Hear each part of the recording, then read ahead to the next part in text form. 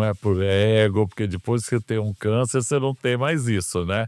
Eu queria, eh, conversar um pouco sobre isso, mas antes, eu queria saber dessa prêmio IBEST que você ganhou aí de Reinventando-se no Digital, e você ganhou o prêmio IBEST de Revelação na Beleza no Digital. Ganhei o voto popular e o júri da academia. Eu fiquei muito feliz, sabe por quê? Não é por ego, porque depois que você tem um câncer, você não tem mais isso, né? Mas sim reconhecimento depois, né, de 39 anos, quase 4 décadas de profissão, você ganhar esse prêmio tão importante no meio dessa garotada que nasceu, né, no boom digital da internet, que arrasa no YouTube.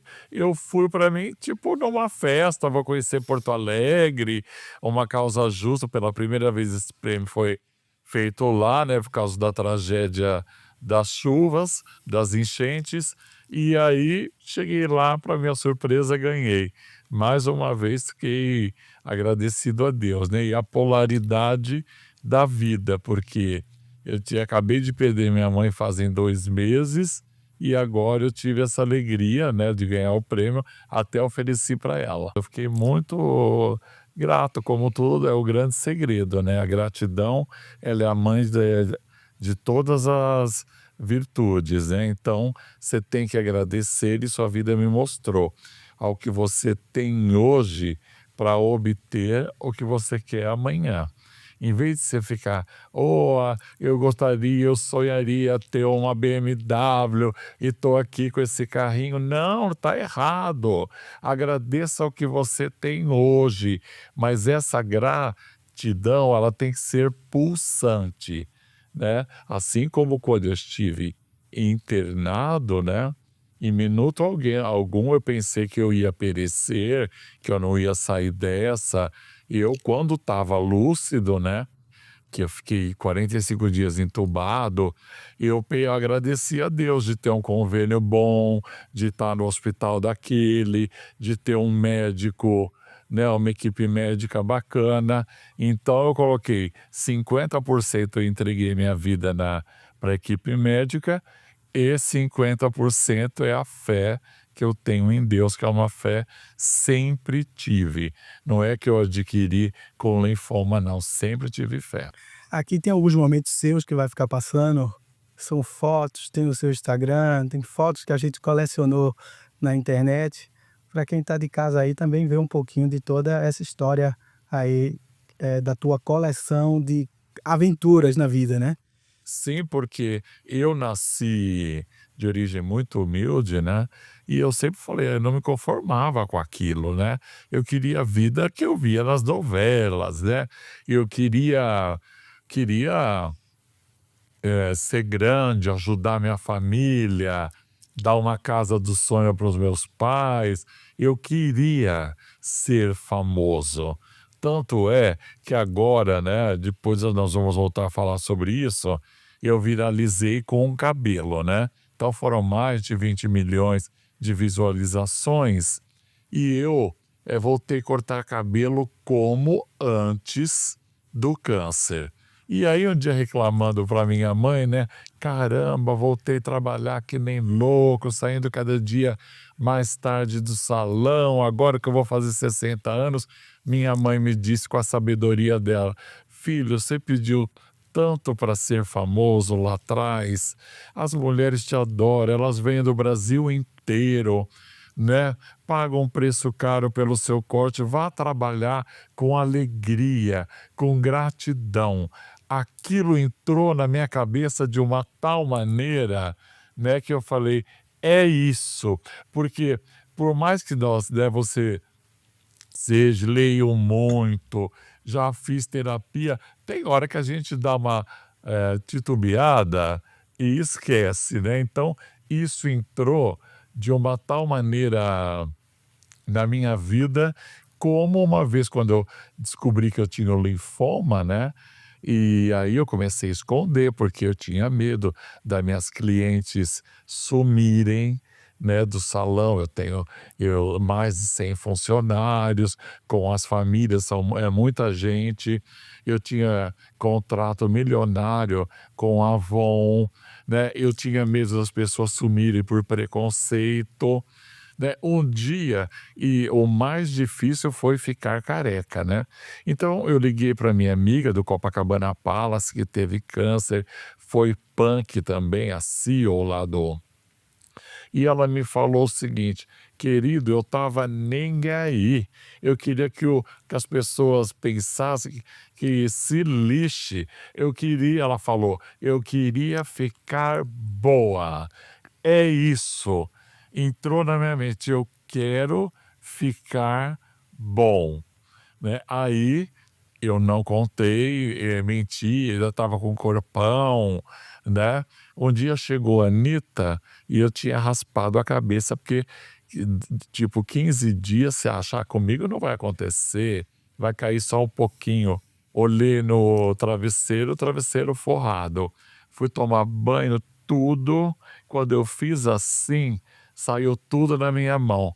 Eu dei um grito, eu falei, pera um pouco, vai ficar esburacado, pai, me leva no barbeiro, passou a navalha e eu fui trabalhar. O barbeiro até falou, hã? Tem certeza? Tenho. Cheguei lá, Anitta, ai, adorei o look.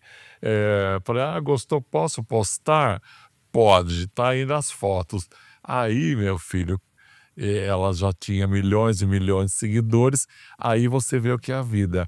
As mesmas pessoas que me veneram no digital sempre têm os espíritos de porcos, né? Olha, tá estranho, a sobrancelha dele tá ralo, essa careca tá meio amarelada, ele deve estar doente. E é muito difícil para você que lida com beleza, né? Aí, mas eu trabalhei, é uma dica que eu dou também para quem está em casa e está passando por isso, trabalhe. Eu trabalhei até onde deu. Eu lembro que um dia eu fiz quimioterapia, 3 dias seguidos, saí de lá, fui fazer capa da Cosmopolitan. Tava assim, né? E todo mundo, ninguém tem coragem, né? Tá tudo bem, tá tudo ótimo. E a capa saiu linda, maravilhosa. Essa capa foi a última que eu fiz. Depois aí já estava sem cílios, sem sobrancelhas, né? E aí, depois que eu saí do hospital, 40 quilos a menos, 6 quilos 36 quilos a menos. Depois de um mês, eu estava um pouquinho mais forte, eu quis fazer um jantar de gratidão para os meus médicos. E eu não postava nada há muito tempo. Aí eu me animei, postei, você imagina, né? Uma caveira e deixei o telefone de lado. Quando eu voltei, tinha 50.000 comentários. Aí, guerreiro, você vai sair dessa. Rezei muito por você. E o telefone tocando. 1 hora da manhã, né? Era o jornalista João Batista Júnior. Até então na Veja, né? Marco Antônio, eu vi que você saiu. Tá na hora de você falar a verdade, né? Você pode impactar muitas vidas, né? Vamos. Aí eu que não sou bobo, não é nada, eu falei, mas vai ser capa? E ele falou, é óbvio. Deixa eu falar com meu pai e minha mãe. Perguntei, não, filho, não faça isso. Rezei. Quando eu abri os olhos, falei, vou fazer. Não é ego, que ninguém tem o ego de sair na capa da Veja, 40 quilos mais magro quase, assumindo que teve câncer, né? Mas eu fiz, foi a Veja mais lida, mais comentada da história. Aí a publisher da Abril falou, temos que fazer a biografia para ontem. Nós não estamos acreditando no retorno dessa edição. Só para você ter uma ideia, a Veja São Paulo é o ápice de um profissional. É mais caro você anunciar na Vejinha do que na Veja Mãe, porque a Vejinha, a maior cidade do país, né, da América Latina, e as pessoas guardam a Vejinha. Então, edição Comer e Beber, prêmio Comer e Beber, cinema, diferente da Vejona que você descarta, né? E eu falei, mas como fazer uma biografia comigo? Eu não lembro nem o que eu jantei. Eu tô fraco, eu fiz muita quimioterapia. Não, isso é com o João Batista, grande repórter. Você vai receber em casa, se você aguentar meia hora tá bom, 1 hora tá bom, 2 horas no máximo. Então, esse livro, esse best-seller, A Beleza da Vida, ele foi feito em 1 ano. Ele saiu depois de 1 ano que eu tive a alta do hospital. Eu gostei muito da forma que foi concebido esse livro, que eu gosto daqueles filmes que começam do meio para o final e depois dá um déjà vu e volta. É, Agora, eu gostei muito da forma que o jornalista montou, que ele vai fazendo tempo e espaço na sua vida, trazendo presente, passado, presente, passado, e agora a gente vai para o auge seu, né? Como começou você, pelo que eu li, fez incontáveis capas de Nova, Cosmopolitan, Playboy, Cláudia, todas as revistas, ele, Boa Boa Forma. Forma, com as mais variadas estrelas, né? Eu li também que só de Playboy chega-se aproximadamente 7 milhões de exemplares de capas que você fez. É o que eu tenho pesquisado. Fala um pouquinho dos bastidores, coisas engraçadas com as grandes que você já fez capa desses bastidores de Nova e Playboy. Olha como Deus, eu já tinha feito todas as capas, mas faltava Playboy, né? Viagem internacional, mulher muito famosa.